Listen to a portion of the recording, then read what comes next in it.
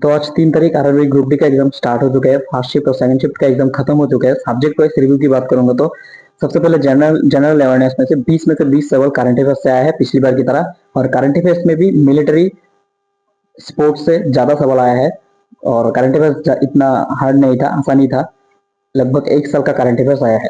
फिर बात करूंगा रीजनिंग। रीजनिंग में भी आसान सवाल आया है। 30 में से ज्यादातर सवाल अल्फाबेटिकल ऑर्डर जो है वो आया है, और जो upwards and downwards seating arrangement है वो आया है ज्यादा सवाल।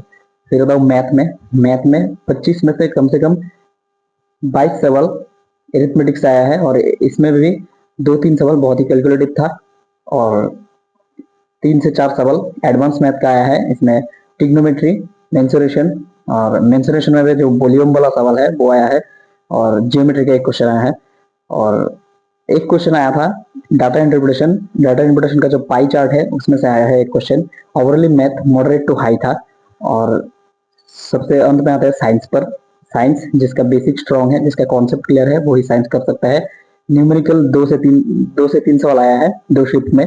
और स्टेटमेंट बेस्ड साइंस का क्वेश्चन आ रहा है। तो साइंस आपको अच्छे से पढ़ना पड़ेगा। तो मिलते हैं कल अगली शिफ्ट पर।